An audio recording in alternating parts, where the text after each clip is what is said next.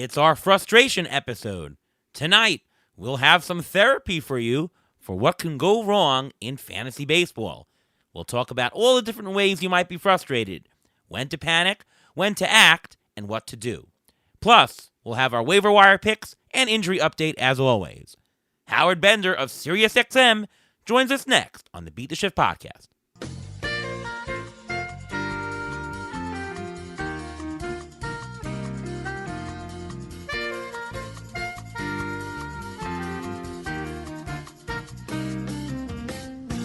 Welcome to another episode of the Beat the Shift podcast. I am your host, Ariel Cohen, and with me as always, Ruvain Guy. How are you, Ruvain? I'm doing great. How are you doing today? I'm doing all right, other than my voice is back to being a little bit hoarse. But otherwise, happy Cinco de Mayo to you, Ruvain. Did you celebrate Cinco de Mayo? Not so much. I mean, the patients, I work in the Bronx, and so some of them do celebrate it there, but I don't really as much. Sounds good. Well, we have a fantastic show today. Want to welcome our guest to the show, Howard Bender from Fantasy Alarm and SiriusXM Radio. Welcome to the show, Howard. Well, thank you so much for having me, guys. Absolute pleasure to get a chance to talk to you. Absolutely, and happy Cinco de Mayo to you. Happy Cinco de Mayo to you. I did. I was forced into celebrating Cinco de Mayo because I had Hunter Green active in a pair of leagues, and so, giving up 5 home runs on Cinco de Mayo, I figured, all right, let me just have these 5 bottles of whiskey to take that pain away. So you took a shot after each home run, I assume, correct? I drank a whole bottle after each home run. It's a wonder that I'm actually speaking at this moment right now, Ruvain. Good stuff. I'm actually 3/4 Mexican, so I do celebrate. What'd you do today? No, I'm kidding. I'm not 3/4 Mexican. Okay. He's far from it.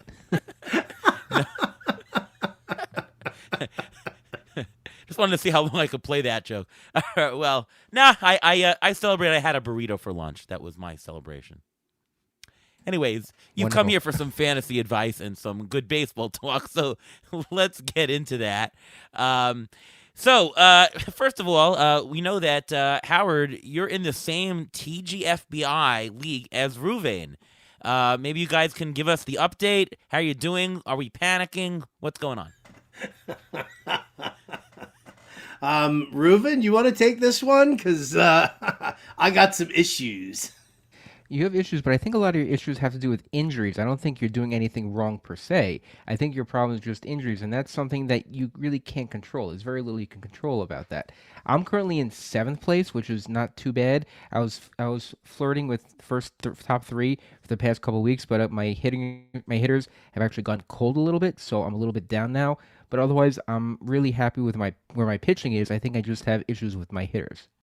Yeah, for me, it's definitely the injury bug. I mean, listen, I took Jacob deGrom in the 2nd round. That was, it was risky to do it there anyway. But there was a point where deGrom looked absolutely insane during the spring. Obviously, well, I mean, we had a pretty slow draft, so we could have probably have taken done the 2nd round like the day before the season opened. Maybe because it just took forever to get this going. But deGrom in the 2nd round, Eloy Jimenez, yeah, I lost him. That definitely sucked. I was doing all right. I mean, I'm short on home runs and RBI in that league, and that's and evidence why.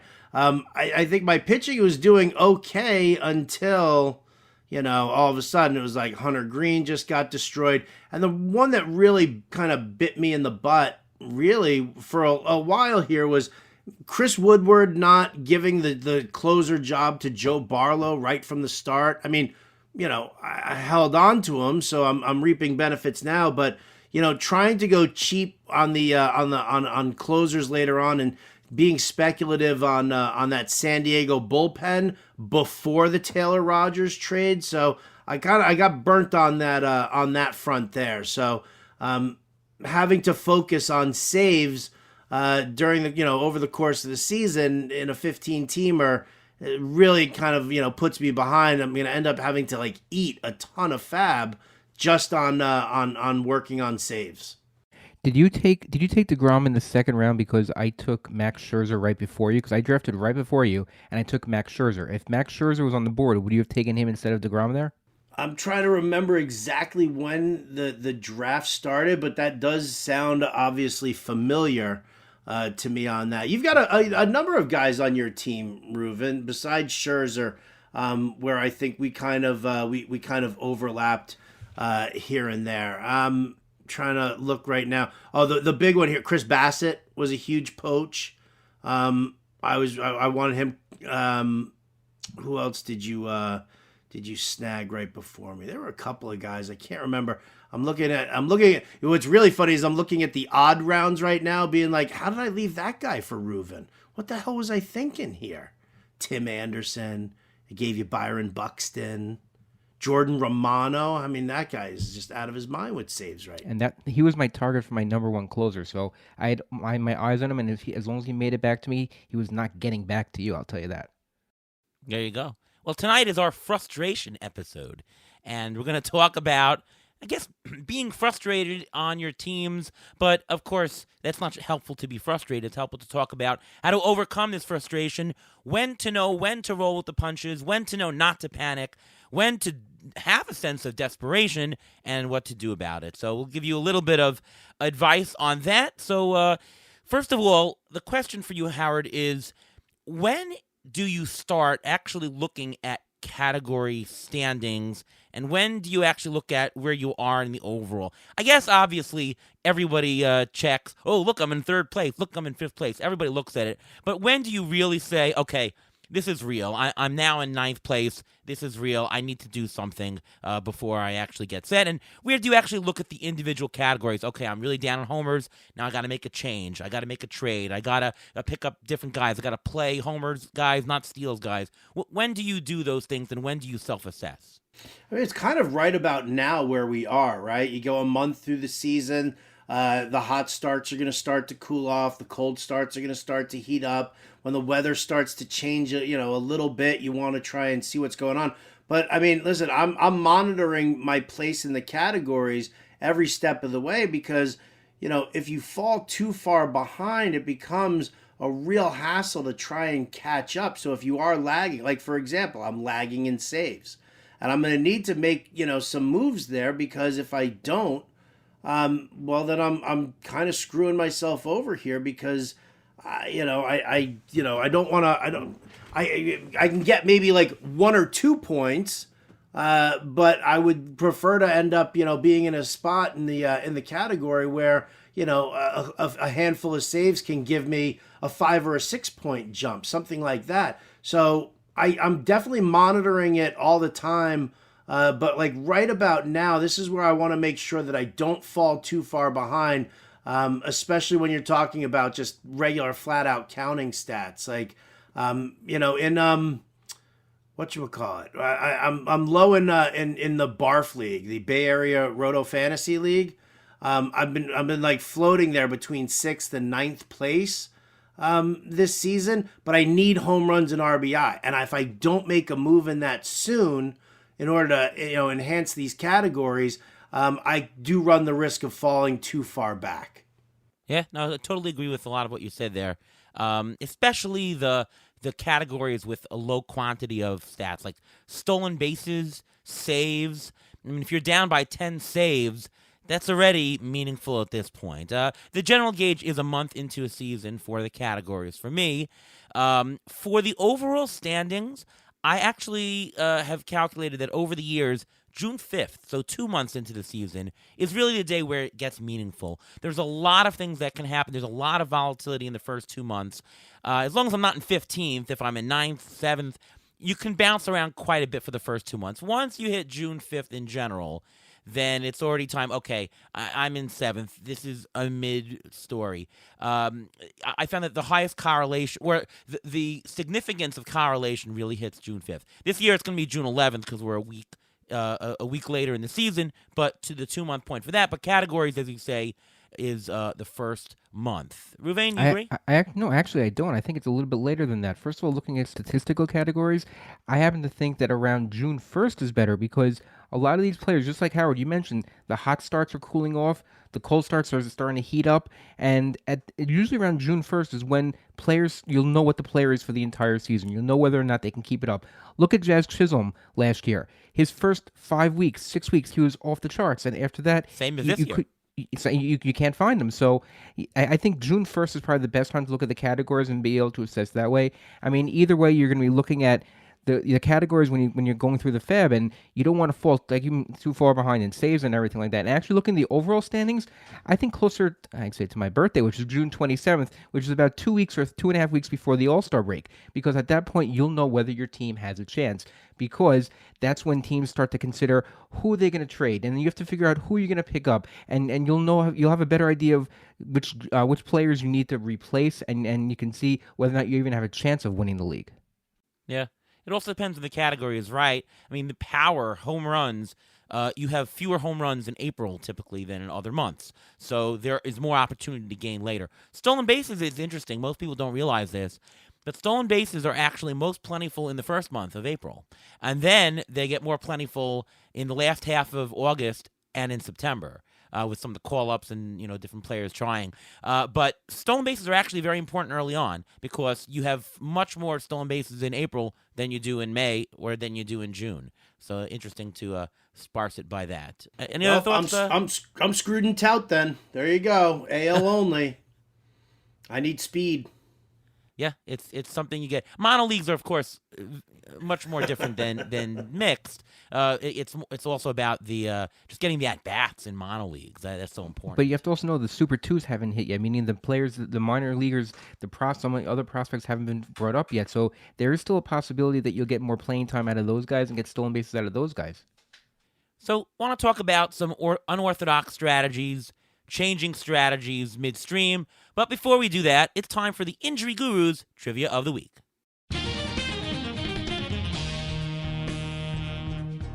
So just like Ariel mentioned, we are going to talk about some unorthodox strategies or changing your strategies from year to year, how you go about taking on your team during the course of the season. Now, I'm going to give you two players' stat lines, two pitchers' stat lines from this year.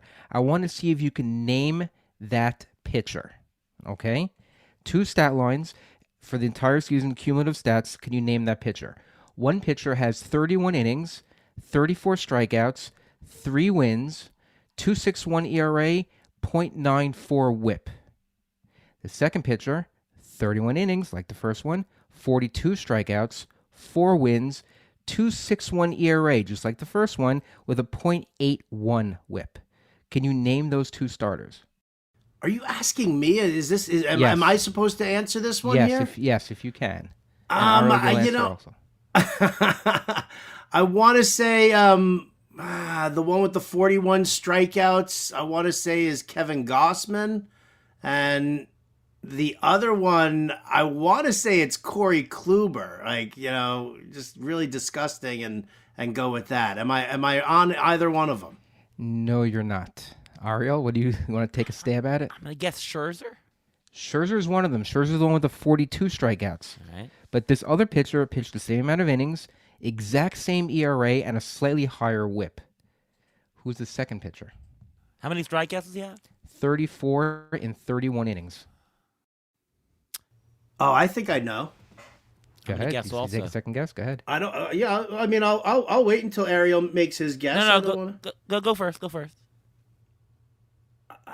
I want to say it's Manoah. Is it Manoah? It's not Manoah. It's not Manoah. Did you mention him already? Is it Chris Bassett? It is Chris Bassett. I'm that fan. Those pitchers are so similar. Now, the reason why I'm bringing this up is because we're going to talk about unorthodox strategies. And something that I did in TGFBI and something I've never done before is taking pocket aces. And that's a strategy I've never tried before. And it's something that it changes how you go about the entire draft process and how you go about during the course of the season. During the course of the season now, I'm going to be taking less pitchers because I feel more comfortable because I took Max Scherzer in the second round after taking Garrett Cole in the first round. And my third pitcher, I waited to the 10th round for Chris Bassett. So I bunched up on all my hitting during the remaining 8 rounds. So that was my plan, and it just changes from any other league I'm in because I've never done that before, and it's just very hard to do that. Howard, Have you ever attempted an unorthodox strategy just like this from the get-go, and how did it work out? So all right. So I haven't done anything. I would say I haven't done anything unorthodox recently, right? But when I was playing fantasy baseball in the mid to late '90s, I was in a league where I was just like, you know, that was a time where like closers were just crazy dominant, right? You had guys, multiple guys, 40, 50 saves in a year, good solid strikeout numbers, very low ratios. And so I punted strikeouts and wins completely and said, here's what I'm going to do. Because, it was an auction too. I was like, and closers weren't, considered like, high end guys. So, I ended up, it was a blind bid auction, which is probably most key in this, because what I did was I went after, like $1, $2, $3 blind bids on all of these relievers. And I skipped out on all the starting pitching, and then I put all of my money on offense, and going after like, at that point, I guess it was like your Vladimir Guerrero and your Manny Ramirez and your Barry Bonds and your Ken Griffey juniors. And so I think I spent a total of like $12 on pitching that like the first year I did it, and the rest of my budget on offense. And I did it, right? Because there was no innings minimum back then in my leagues. They weren't, hounding on that. And I ended up, I won 3 out of the 5 pitching categories, and my offense was just so unbelievably dominant that I was in the top 3 in every offensive category right off the bat. And I did that then for like 2-3 straight years in that league, until finally they were then they added the rule of not allowing me to go all closers there. Yeah, that's the old Larry Labadini plan, where you just spend like $9-10 on pitching. I used to do when I used to do drafts way back. It was thought of as unheard of to pick a pitcher in the first 2-3 rounds. Starting pitcher in the first 3 rounds? What? Now, of course, if you don't come out of the first 2 rounds with a starting pitcher, you're crazy. But I used to pick Chris Carpenter and Mariano Rivera every year. I'm just going to lock down the best pitcher in baseball at that time and lock down the best closer in baseball. And boom, I had my base. And, then I chipped away offense after that, which is sort of a strategy that I do now. But I started doing that before it was cool. And I used to do well with that one. But in general, I don't like to attempt unorthodox strategies. The only thing I will say is that sometimes you're in a draft or an auction, and you get to a point where it looks like, oh my God, I got no speed. Oh my God, I got no saves. And then you got to make it, or my batting average is terrible. Then you got to make a determination, you know what? Should I punt the category? So sometimes I'll pivot mid-draft or in the middle of the auction and say, all right, screw it. I'm just going to load up on the rest. Forget about that and, just go with that. But I don't like to do unorthodox strategies. Ruvain, what about you? Well, I'm thinking, is it too early now to think about punting categories? I mean, if you had 2 closers and they both got injured and you speculated on other closers, do you at this point punt saves? I mean, you can do what you did. I mean, way back when, I remember watching you do that, because we were a lot on those teams a lot together. We used to pick Logan Webb in like the first or second round, and people thought we were nuts. Brandon Webb. Brandon Webb. Sorry, Logan Webb is actually still pitching now. So it's Brandon Webb, who pitched 1 game, 1 season, like 2 innings, and then was out for the entire season. I remember that because we had him on almost every team.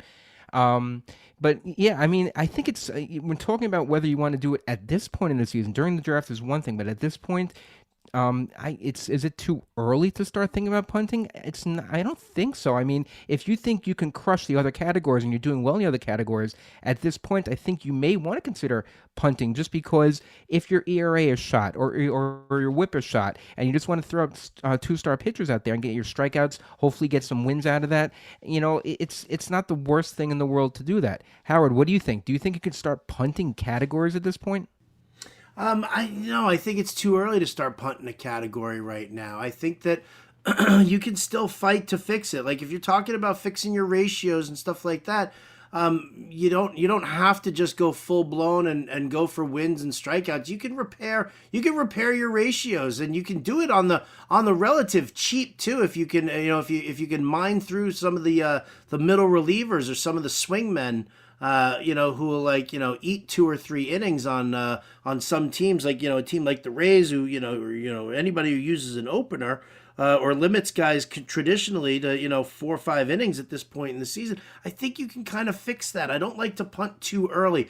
You get to a certain point though, right? Like in a month's time from now, like, to go with your June 1st, where you're worrying about the categories. If I'm sitting there in June and it looks like I can only lose at most a point if I punt the category, but if I look at it and I don't think I can gain more than 2 or 3 points, then I will, then I'll consider punting that category and just trying to, work something else. But again, the ratio categories are the hardest for me to just punt, because I do think that you can fix them. Yeah. I mean, it's like you said, Howard, it's more about the marginal gains you can get. Not, I don't have any saves, I don't have any steals. Can you gain any points? Are people close to you, or are they not close to you? You have to make a determination at some point. It's probably too early, a month into the season, but again, if you have 0 saves and the next lowest person has 15 saves, it's not too early to say, okay, let's not even try. You really have to check your categories and see what the marginal gain is from that point, and then you can make the determination. I know we did this once, Ruvain, in the NFBC, where we were doing terribly. We had Noah Syndergaard, who was out for the year with a lat.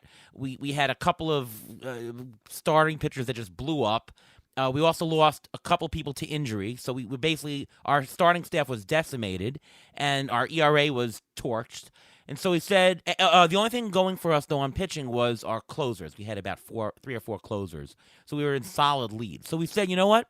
How are we going to maximize our pitching points? Let's just forget about ERA and WHIP. Let's just throw volume. Just pick any 2-star pitcher, anybody who's pitching a high innings per start, and just throw them in. We'll gain in strikeouts. We'll gain wins. And that actually took 5 months to do. And lo and behold, we actually finished in second place. We did that because our offense was good and our ratios were shot. And we said, you know what?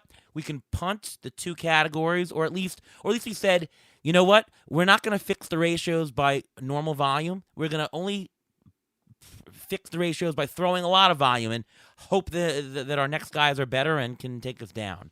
So you never know when it's too early. Always look at your specific situation. It's probably too early, a month into the season, as Howard said, but somewhere in the middle of May, you're going to have to make a determination of how do you maximize your points? How do you maximize your hitting points? How do you maximize your pitching points? Switch starters. Switch people batting. If stolen bases aren't getting for you, throw an extra guy who hits homers. Batting average is so low, who cares if you throw in batters who don't get on base? You always determine your own league. There's no one right answer. It's always situation determinant, but be the gauge yourself on it. Well, and I have a question for you, because this is one of our leagues that we have right now, the NFBC league that we're in. We have 4 saves right now for the entire season. 4.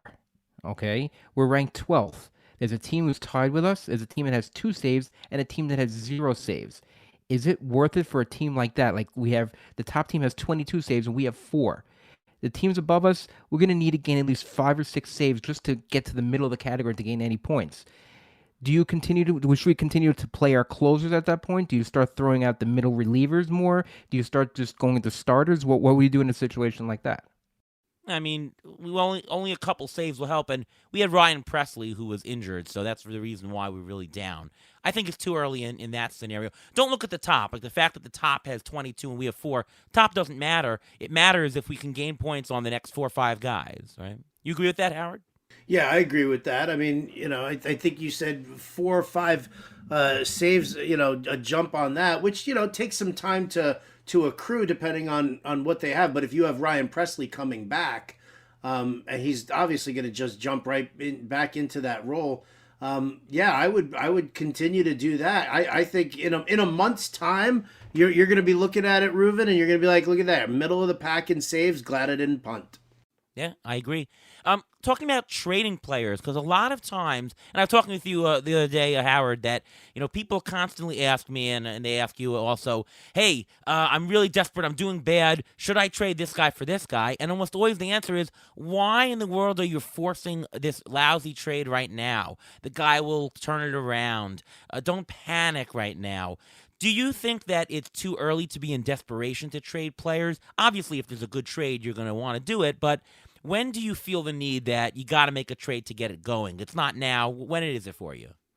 I guess it really kind of depends on the player right now, right? Like, I mean, if I've got a guy who I genuinely don't believe in and I want to sell high, and then obviously the longer you're holding on to him, the bigger the risk that you run. Like Reuven right now, I mean, yeah, I wish there was trading in TGFBI, because I'd love to see what kind of offers would come his way for Byron Buxton.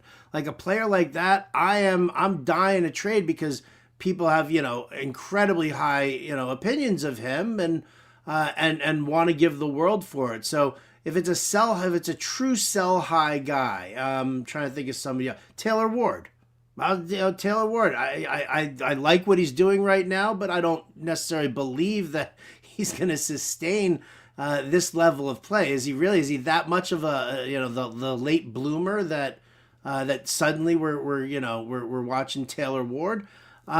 So those guys, like right now, I want to try and trade those guys probably right about now, because I don't want to see either one of them go into a cold spell at all. But like if I'm looking for, like if I'm just dealing with injuries right now, and the question is do I trade Juan Soto for a 3-for-1 trade, or try to squeeze some extra value out of it? That kind of a move there, I don't do until much later on in the season. Like, I mean, it's got to be like the dog days of summer, and the move really has to kind of guarantee me the win there. I don't really like trading, big time guys unless I absolutely have to. I think that it also depends on where you are and how much risk you want to take on.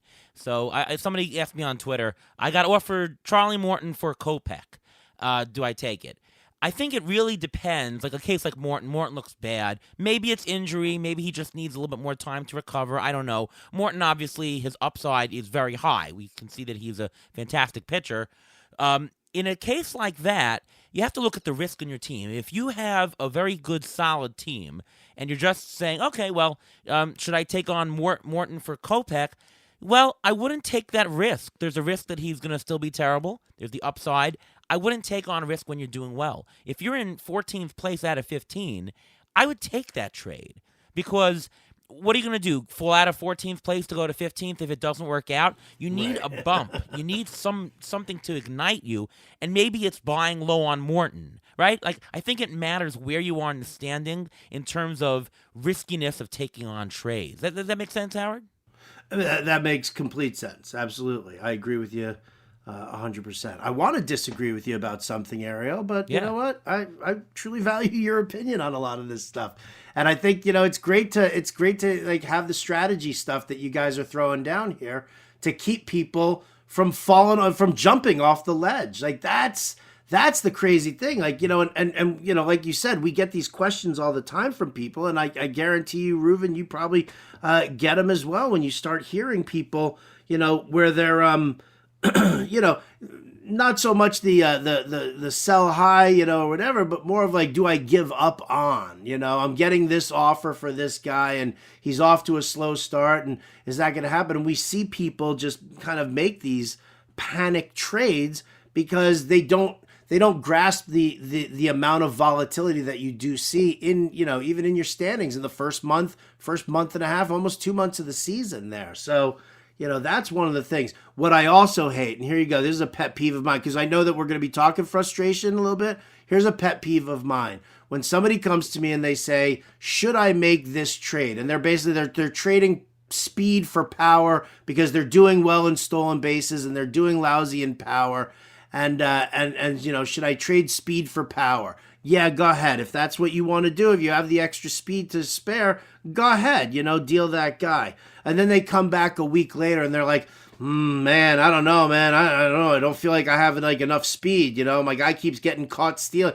Starling Marte is getting caught stealing left and right. What am I going to do? And then they turn around and they make a trade like just the following week where they trade power for speed and they completely negate what they're doing. They're not giving their players time enough to play. And that's something that kind of frustrates me when they churn over the roster too much. And trading power for speed at this point, you don't have that big of a cushion in power to be able to trade it at this point. It's still so early on in the season. The standings are still bunched together. You're not going to gain that much. Not only that, if you trade the power away, that person you traded to may even pass you later on, which totally negates what you're trying to do. You have to get the plus minus ratio on what's going on, and there's no reason at this point in the season to force a trade. If a trade comes to you where you think that you can gain in certain categories and it's not hindering you by giving this player to the other team, then by all means. But there's no reason to force a trade unless, like you said, if you're in 14th or 15th place, then you got nothing to lose at this point, right? Because if you're falling behind, you want to try to salvage something, or if it's in a keeper league already and you want to try to help and try to trade for keepers, although it's a little too soon to do that also. Yeah.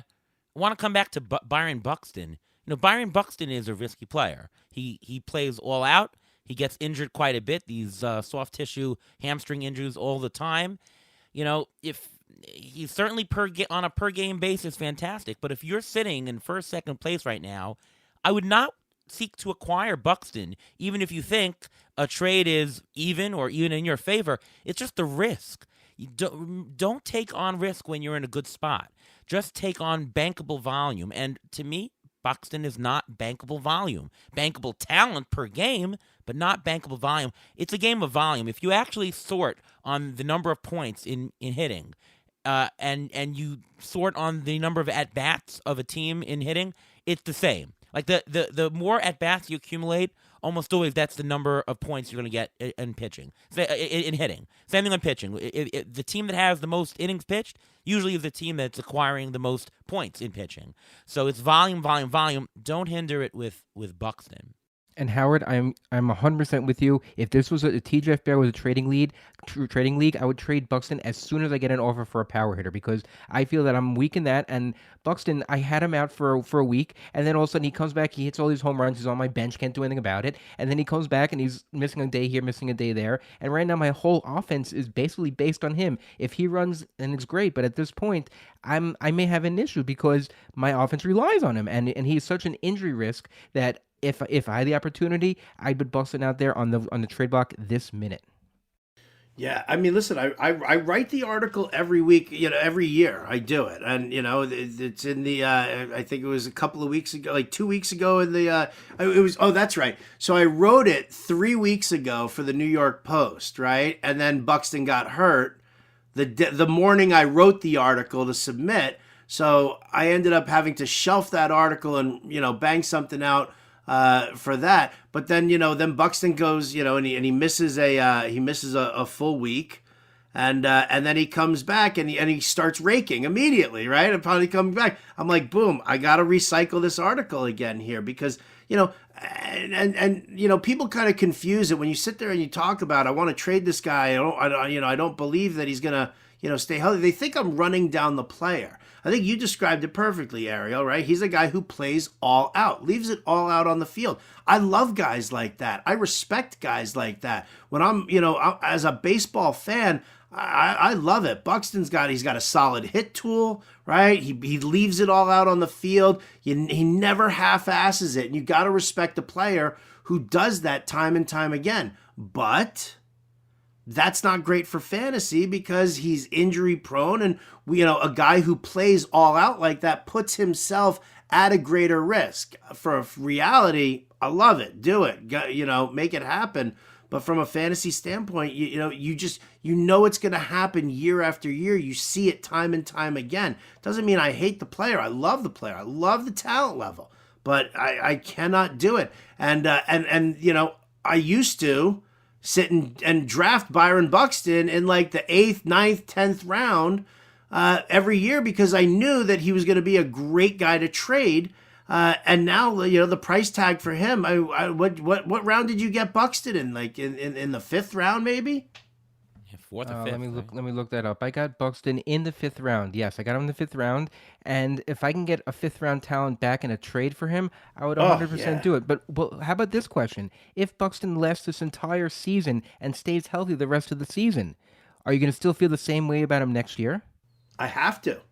I mean, listen, just because he played one full season in 5, doesn't mean that that's like the plateau for him, right? I mean, I can't, if he puts together a second fully healthy season, well, then I have to, eat some crow. But I mean, I have to go with what the data is showing me right now, and because let's face it, when guys get older and play more games, they don't get younger and stronger, right? I mean, so, it's definitely worrisome at that point. I think the real question to ask me with regard to a player like this is, am I done drafting Eloy Jimenez? Yeah, it's the same type of thing here. Certainly if we see a year, 2 years of health after it, well, then we see the risk reduced. But till we see that, these are high risk players. I'm not drafting Eloy just because I'm probably not going to get the stats. When he's there, he's phenomenal. But, if he's not, then there you go. By the way, what is Matthew Berry's old baseball saying? Never hustle, right? He always used to say, don't, never hustle. It just hurts me. You could get injured. It's true. Players who hustle, bad. That's what the Yankees did last year. They told Giancarlo Stanton to run at 80% or 40% or 60% just so he wouldn't get hurt running, so they can keep his bat in the lineup. And it worked. And they kept him out of the outfield for as long as they could, just to keep him healthy. Because if he's not playing, if he's injured, he can't do anything for you. And that's the whole meaning of running at 80% instead of 100%. Like earlier this week, the Mets were playing the Braves. Acuna hit a ground ball to the third baseman. If he was running full out, he could have made it 100%. But he knows his body. He knows he's coming back from something, and he didn't bust it out in the very beginning. And you know what? He would have beaten it out if he busted it, but he also may have re-injured himself, and that's something you want the player on the field. And if they go the extra effort to make it to go the 120% that they're going, great. But if he's to the point of detriment, you don't want him doing that. So talking about frustration, I'm going to name a couple of situations that you might have on your fantasy baseball team, and maybe you guys can tell us which is the most frustrating for you, which is the least frustrating for you. One is having a ton of injured players on your roster. 2 would be getting blown up by a pitcher. Let's call it getting gombered, right? You take a fringe pitcher. Oh, he's got a good start, and all of a sudden he bombs and it crushes your ERA. How about missing out on a player who had a good start? So you sat somebody and, oh, no, he had a good start. Or maybe he had a 3-homer week. How about overbidding on Fab? Does that frustrate you? What about missing out on a player by not bidding on Fab? Oh, I lost the guy by $2. Which one of these things frustrates you more and which you don't really care about, Howard? Man, right? Is there an all of the above kind of a situation here? All right, so the one that frustrates me the most are the injured players, because there's nothing you can do about it. Guys get hurt.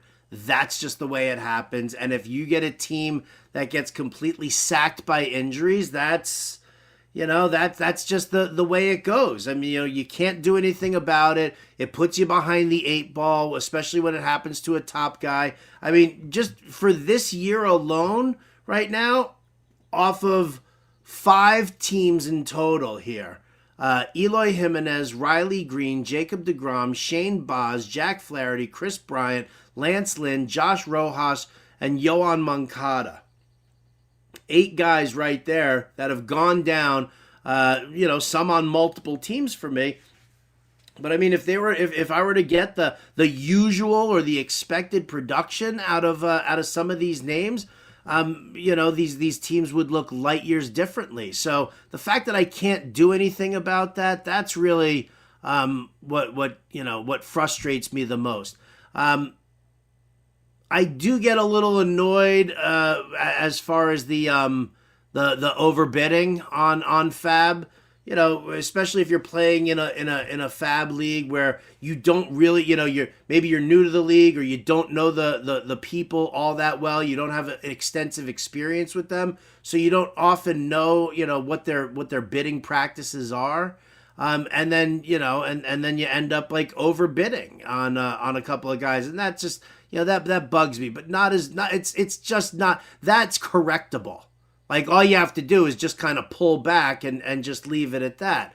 And if you miss out on a couple of guys, okay, fine. But, chances are is that you'll find middle ground there. Injured players not being able to do anything about it, that's the worst. Yeah. Ruvain, what are your thoughts?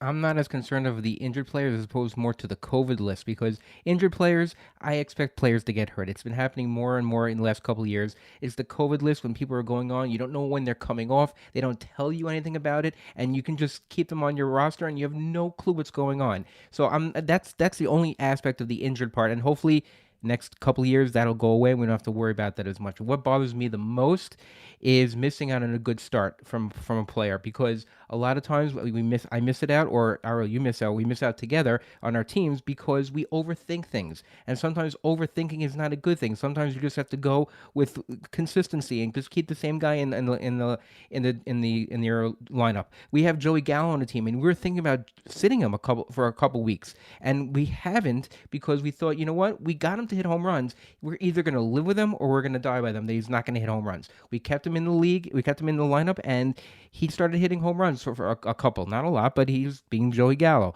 So, that's the worst part. I just can't stand that. And Howard, you mentioned about overbidding on Fab. I've noticed that in our TGFBI league, you did that just a little bit the last couple of weeks. I don't know if you noticed. Yeah, that. Because again, I was also, and here you go. You want to talk about COVID frustrations here? So I went away for a week, right? And I was on vacation, and I looked in on Fab that week, and I was like, okay, there weren't anything crazy that I thought I really had to do. But the following week, I came back from vacation dripping with COVID, and it thumped me. Right? I mean, it really, I'm double vaxxed with a booster, and it's still just, it waylaid me. And I was like, all right, I gotta try and like stay awake for this Fab, but I can't let, guys slip away. And I did, and I overbid. And I don't want to use the excuse of vacation and them being sick. The excuse, the lamenting is not being as focused as I should have been, and I did that in TGFBI. I also did that the same week in Tout Wars AL, where I overbid on guys because I thought that people were going to be trying to collect some at bats. Well, I hope you're feeling a lot better, Howard. And I like this strategy of if you overbid, then just blame it that you have COVID. So blame it on the vid. It's funny. So Adam Ronis and I were sitting there, and we were talking about that on the Ante Up podcast, right? We were talking about how we're seeing guys who are out for like 2-3 weeks, and then there are guys who are out for like the minimum time, that's the frustration. Like, right, Francisco Mejia, he's been out forever, right? And it's so that's. I get Reuven's frustration with that, because you don't know how it's going to hit people. And of course, you could sit there and go with the whole vaccinated versus unvaccinated and try and make heads or tails out of that. But just the way it hits people differently, it really just kind of hurts things, because you can come back from it and you could still be, kind of taxed, and your bat speed's not the same. Your pitch mixes, your velocity might be, down a tick or two. So it's really that's definitely, But again, you categorize that as an injury. I'd put that as an injury, sure. I can definitely see why Reuven's frustrated, because when Reuven sees a hamstring issue, a bone issue, whatever, he knows when they're going to come back. But for COVID, he's got no idea. Yeah. Because we don't get the information, right? Is it 7 days? Is it 21 days? We don't know. So he can't even predict it. So it's frustrating for him on the injury side. I'm with Howard on this. The most frustrating thing is injuries, because you just cannot control it. You can't do better. What are you going to do? This guy gets hit by a pitch. What are you going to do? You can't control it. And for teams that you are overloaded with injuries, this might not be your fault. why you're doing poorly, and there's nothing you can do about it other than you try to trade, try to do this, or decide who to cut, decide but there's nothing you can do about it. And I love playing in the NFBC, but I really believe that they should have an IL. With the number of injuries these days, why don't you at least give an extra bench spot for a player to go on the IL? Like what? If I have seven guys, all my bench guys on the IL, why is that fair to me? And now I have to actually drop somebody? It seems that the fairness of it should be corrected by an IL. And of course, then they tell me, well, we don't want to take up too much of the player pool. It's too deep. Well, then make it 6 bench spots and an IL. Just make it a little bit more fair. But anyways, injured players for sure the most frustrating. I actually am not frustrated at all by overbidding on Fab. I mean, if I'm bidding on a player and I want him, I'm not frustrated. I'm bidding a number that I think is a good return on investment on the player. If I thought that, oh my God, I just got to bid whatever I want, that's reckless.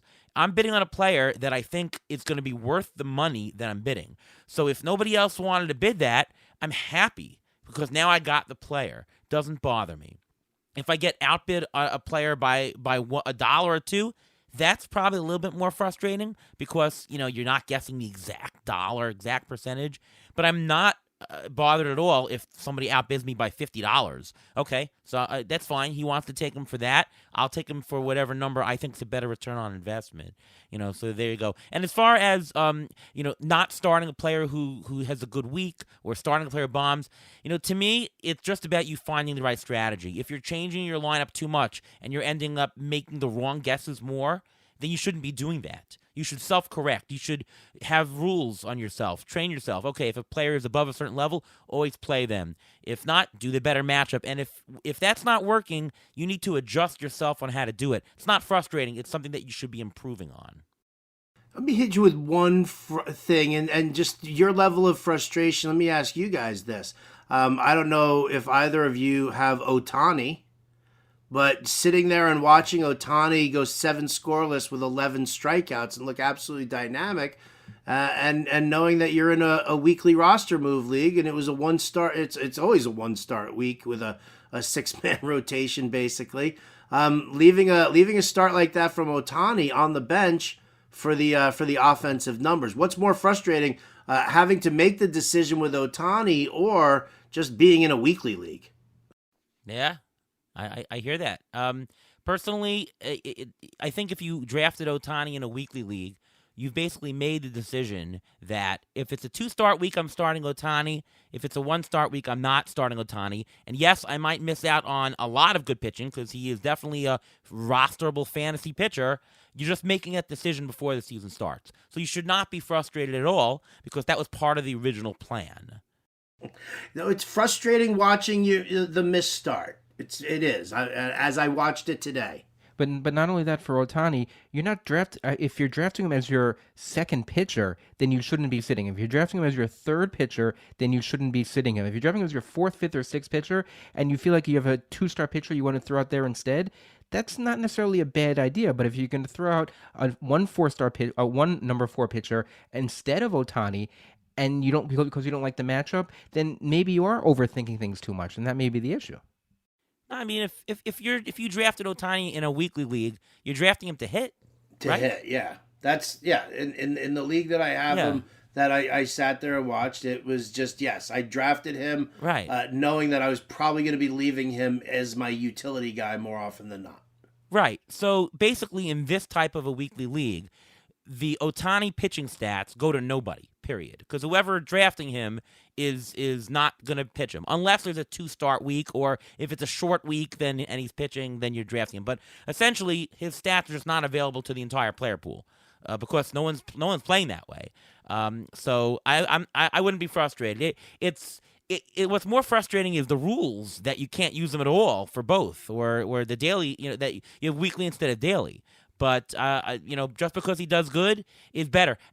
What I would be worried about with Ohtani, if you have him, is that his pitching stats are correlated with his hitting stats. If he gets hurt as a pitcher, he's hurt as a hitter also. In fact, he has more chances of getting hurt, right? Because if he's hurt while pitching, that means you lose all his hitting stats. And so he's double exposed. So there's a risk factor in there, right? So, one more question about frustration. And all that is, you're an expert, Howard, and you give out advice on a daily basis. Do you worry that giving advice might actually hurt your ability to do well in fantasy leagues? Maybe people employ strategies against you, or whatever the cause is. Like, how do you balance playing and being the expert and doing that? Listeners, subscribers, readers, they always come first for me. I've never been that guy. You see sometimes, people like accuse DFS guys of holding plays back so they could use them themselves.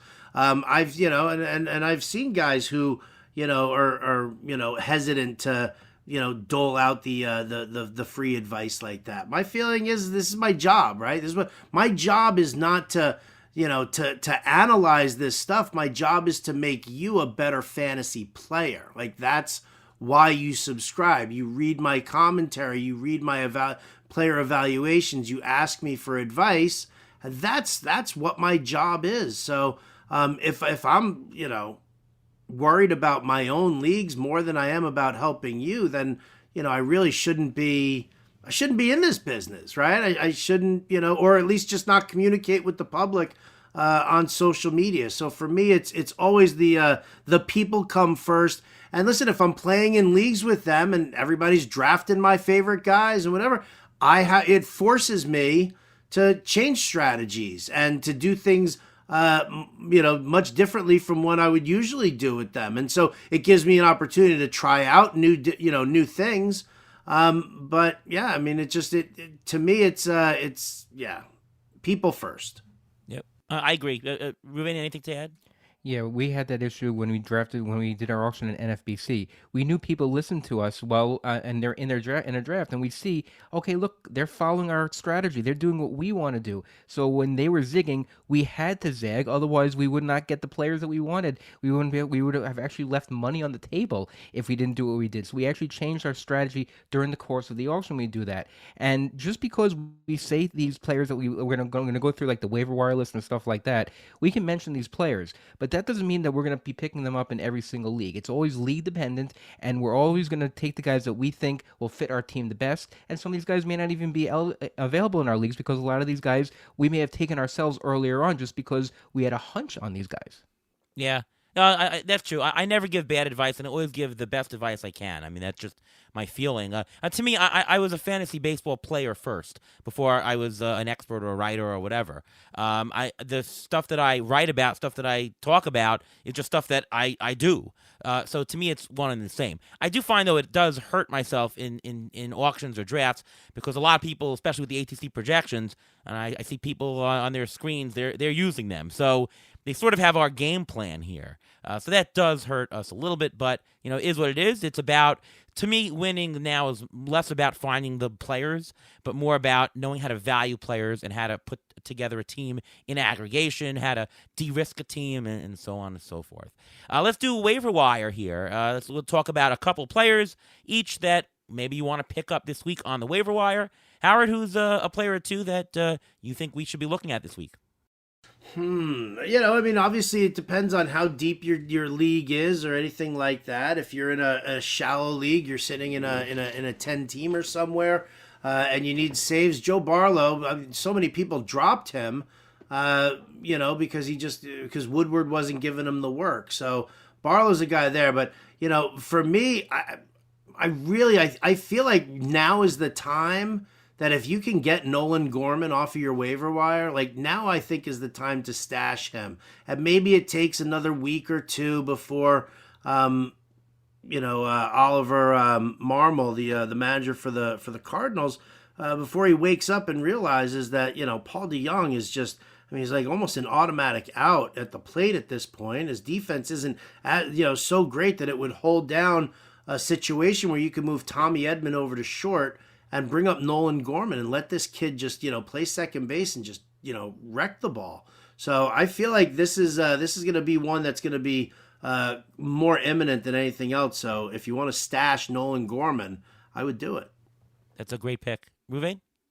I actually have two picks here. The first I'm going to say, with a little caveat that he's already 1 for 13 to start the season. That's Jose Miranda. He was a top prospect for the Minnesota Twins. He's going to get a lot of playing time now at third base because Miguel Sano is out. He had surgery for his knee. He's going to be out at least up to 5 weeks, 4 or 5 weeks.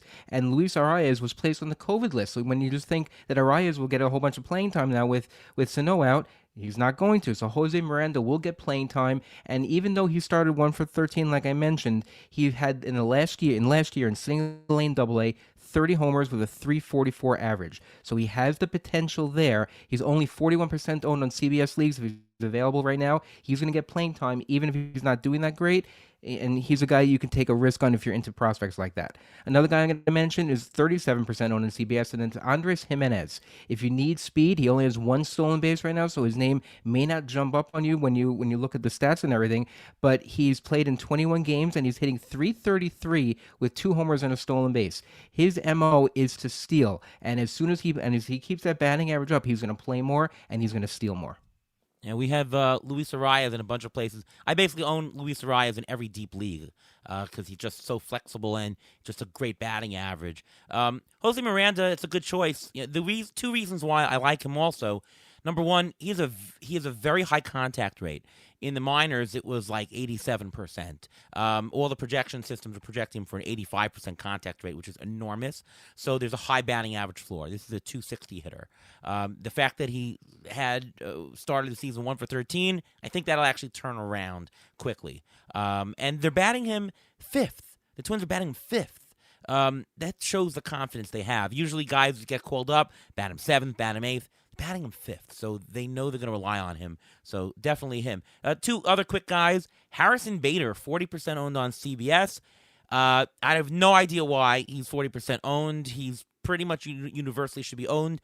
He has 1 homer and 6 stolen bases in a roto league. Just the 6 stolen bases alone make him super valuable. And by the way, he should be hitting about 20 or something homers this year. If he gets full playing time, which he looks like he's getting, we're talking 20, maybe 25 homers even. 25 homers and maybe 10, 15 stolen bases. That's the upside for Harrison Bader. I remember somebody on Fangraphs once called him a possibility to be Mike Trout. Now, that's a little bit far-fetched, but I can see it a little bit. He's definitely worth owning. The other guy just to tell you about is MJ Melendez, catcher on the Royals, or I should say he's catcher eligible for fantasy purposes. He's only 30% owned in CBS that he brought up, and they're DHing him, so he's a good bat. If you're in a 2-catcher league, I think that this is a must dart. Unless you've got 2 good catchers, you got to pick him up and see what you can get out of him, and already has a couple of hits in the first couple of games. Anybody else to add, guys? I'll throw out, Tommy Pham, right? Because, listen, everybody's abandoning the Reds right now, and they look absolutely terrible, and Jonathan India's out for 2 weeks, and Joey Votto's got the vid, and we're looking at that. A guy like Tommy Pham, here's the thing that also I think a lot of people are overlooking. Just when you're talking about the Reds and just how bad they look and the team that's being fielded, also, their first 25 games, they've played 8 home games only. They've been on the road a bunch because when they canceled the first 2 series of the season, those were home games for the Reds. So they've been on the road. They've been terrible. They're going to get more games at home once the season, once the weather warms up and everything gets nice. Tommy Pham he's a son of a bitch. That's it. He's in it for himself, right? Me. I'm playing for a contract here. I want to pad my stats. Yes, there's some injury risk that comes with Tommy Pham, but there is power, there is speed, and now I think is a time where if he's available, kind of see what happens. Grab him and then see what happens and watch over the course of the next week or so. Because the Reds, listen, granted 3 wins as the time of us recording this, they aren't going to be this bad forever. Once they start getting some of their guys back, they will start plating some runs, especially in Great American Small Park. So power, speed, Tommy Pham, so selfish. He says it. Right? He says it himself. He's like, I'm here for padding my numbers. That's why he's doing it. So I kind of like a guy like that then. Isn't it amazing how what helps us in fantasy are selfish players who care about themselves, but if you hustle, that's awful for fantasy. Isn't that amazing? The irony should not be lost. It's backwards. Yeah. It's backwards. Right. I used to say, like, Bartolo Colon, when, he was on steroids. And he used to ask the question, if you know or you suspect a guy is on steroids, does that actually help you or hurt you in fantasy? I think it helps you. Except for Robinson Cano. That's all. Well, I mean, as long as they're playing, it helps you, right? They do better. So even though it's not a good thing that they're doing steroids, obviously, it helps you in fantasy. It's odd, but you have things backwards, and, this is one example there. All right, it's time now for our pitcher preview. It's the section where we look at pitchers who face the Pirates. Let's see who the Pirates are playing this week. All right, Howard, who you got for a pitcher this week?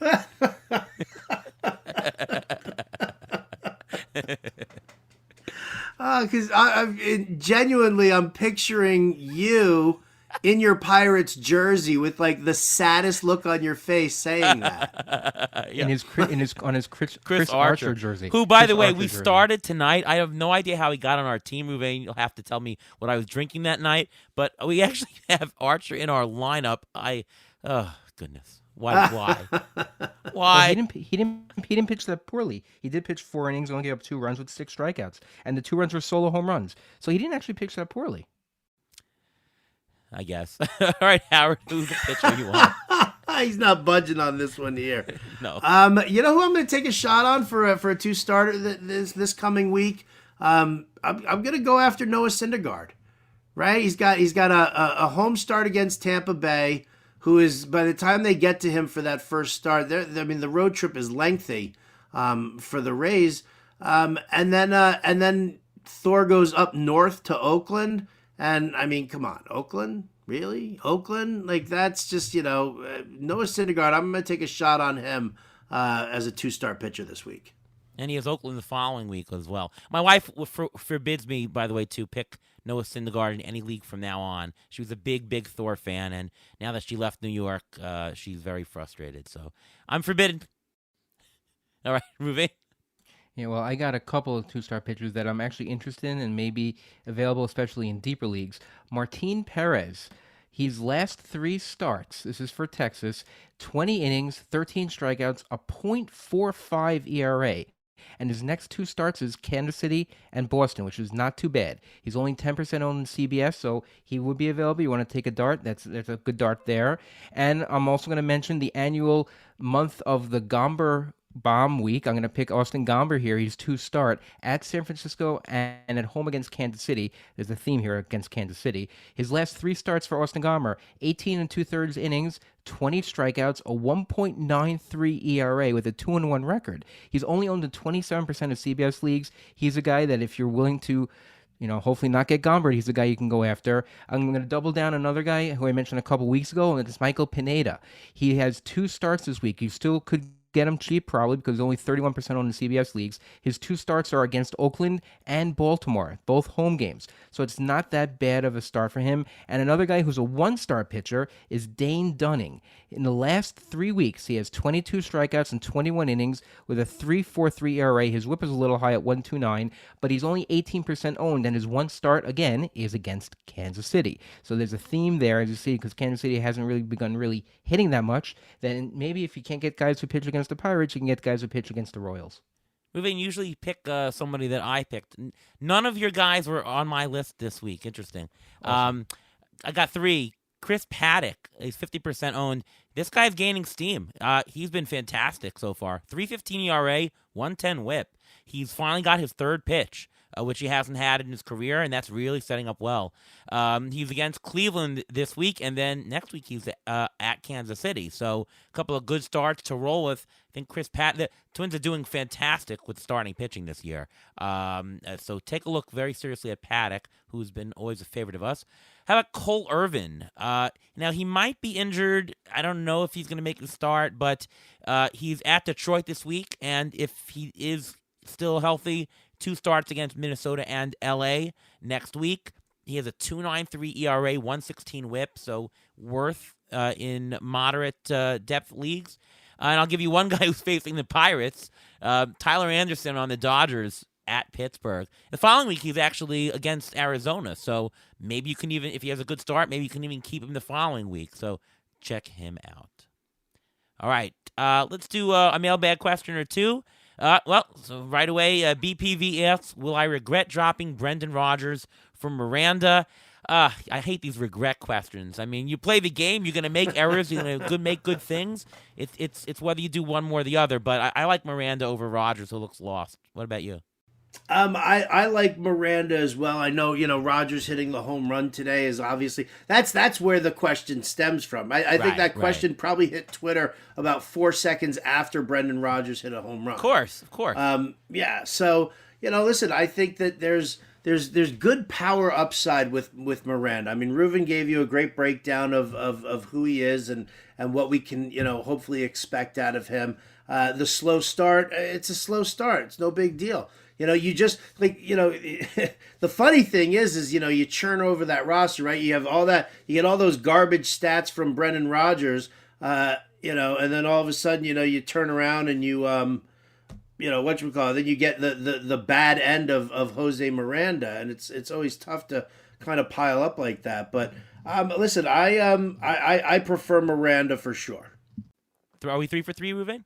I'm going with Brendan Rodgers here. Oh. He actually, he's playing in Colorado. He was the number 3 pick in the draft way back, but he was a top prospect, and these top prospects recently have been taking some time to actually get going. So I actually think him, because Jose Miranda, he can be a Jared Kelenic this year and just not do well at all. Be there for 2 months, kill your batting average, and then get sent down toward the end when Sano comes back. So I'm going to go with Brendan Rodgers because we know what we're going to get out of Brendan Rodgers in the majors, while Jose Miranda is still a question mark.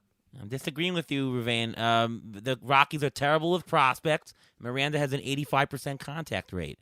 I think he'll be fine. So even all right. Middle infielders, and the Rockies are pretty good with middle infielders. Look at the middle infielders they got: Trevor Story in the past, Troy Tulowitzki. They've had a good track record with middle infielders. All right, let's see what happens. Board bet here. Uncle Omar asks, Tatis Jr. was dropped in a 12-team online championship league. What would be your strategy for this week's fab bids? Ooh, what would you do, Howard? I mean, if you find yourself in a position where you're like top half of the pack in the standings, and you can you think that you've got the horses to withstand eating that bench spot and just waiting for Tatis to come back, I as a second half surge, I think it's it's big. So I think if you think that you can weather the storm right now, stay near the top part of your standings, then I'm gonna be aggressive on fab to grab Tatis. Yeah, I think that's exactly what I would do. Reuven? I guess I'm going to have to disagree here. I actually think that you're only going to get maybe 2.5 months out, maybe 3 months out of Tatis. And if you break the bank on him, and let's say he comes out there, he's still an injury risk. He still has that shoulder injury that hasn't been dealt with. He's been dealing with the fracture, so that hasn't been dealt with. If he gets injured again, you would have blown so much fab on him that it handicaps you the rest of the season. I would still put a bid on him, a keep honest bid, but I wouldn't break the bank on him. Reuven, why can you tell us the Padres did not have him elect to do the shoulder surgery? I mean, you've been telling us that he's going to need it at some point. Why not just do it now? I mean, the Padres, it's going to be tough for them to win. They're holding off anyways for most of the year. Why didn't they just do that, get it over with? I think they think that they have a chance of doing well in the league in their division this year. If they stay in the division, if they're not so far out of it when it's time for him to come back, he's going to play. But if they start to fade like they did last year, I think they may, just tell him, get healthy, get better, and they punt this year, because it's a risk that they're taking for this season. They're playing for now. They want to play for now, which is great. But if they see they're not going to get anywhere, and there are two teams like the Dodgers and the Giants who are better than them, and then they have no shot because their pitching is always injured, then maybe you hold off on him and let him get completely healthy, because he'll always have this hanging over his head until he does the surgery. And that's something that all Padres fans are going to be thinking about until he actually has the surgery. All right, Reuven, what's the rest of your injury update for this week? All right, well, let's start with the Padre. Blake Snell, he had his second minor league rehab start this past week. He could be activated sometime next week, which means that Mackenzie Gore or Nick Martinez may lose out on time. It depends on what the Padres want to do there, so we'll see how that works out.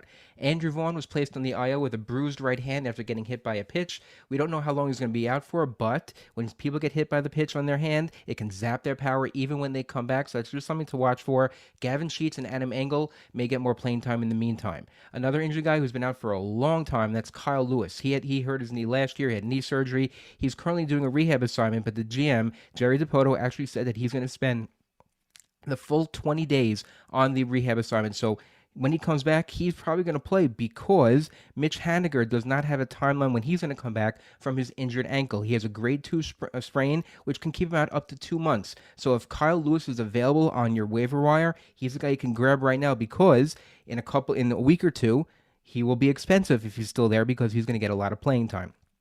Two other players I want to mention, Teoscar Hernandez, he should be coming back sometime this weekend. He's in the course of a rehab assignment. As long as there are no setbacks, it'll be fine. And other people who are coming back this coming week, hopefully, Nick Lodolo, he's set to start this Saturday. Matt Manning, he's on a rehab assignment. He may come back in the following week. Sonny Gray, he made a second rehab assignment. He may be coming back soon. And Yohan Moncada is expected to be activated this Monday. There you go. Howard, Yohan Moncada this Monday. Solved one problem. That really, yeah. I actually thought that he was going to be back this week, right? Yeah. And I actually activated him. He was originally expected to return, I think they were like Thursday for the weekend games. And I was like, all right, I can, deal with like, it was either like Nick Gordon or Yohan Moncada. So I was like, let me just activate Moncada. Burned. But he was still dealing with soreness last week. That's why they didn't activate him right away. They wanted to be 100% because they didn't want to re-aggravate it. Yeah, I know. Thanks. Yeah. Ruben and I cut Moncada a couple weeks ago in a 10-team league. We've got tons of third baseman, corner infielders, so forget it. We'll just not deal with him. But there you go. Howard, thank you so much for joining the show today. I thought it was a fantastic discussion on being frustrated and some good waiver wire picks for this week. Thank you for joining the show. Well, thank you so much for having me. I really appreciate it. Reuven, I'm coming for you in TGFBI. Might take me a little while, but I'll make my move. I'll be sitting in 7th place waiting for you.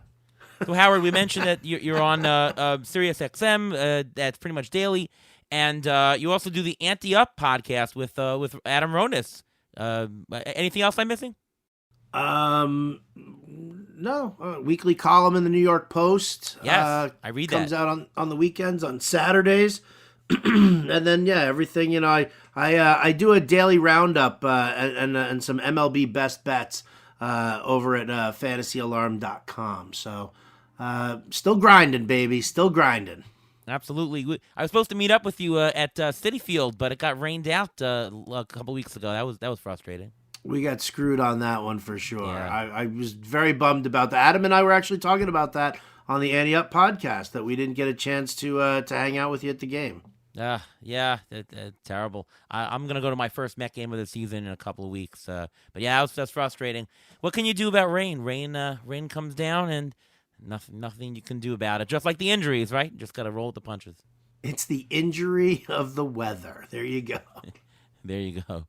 All right, well, that about wraps it up for our show. Want to thank Howard Bender once again for being on the show. Ruven, as always, on the Beat the Shift podcast presented by Fangraphs. We will have another great guest, and we'll be on next week. So tune in then. I'm Ariel Cohen. Follow me at ATCNY, and, of course, Ruven at MLB Injury Guru on Twitter. And we'll see you next time on the Beat the Shift podcast. See you then.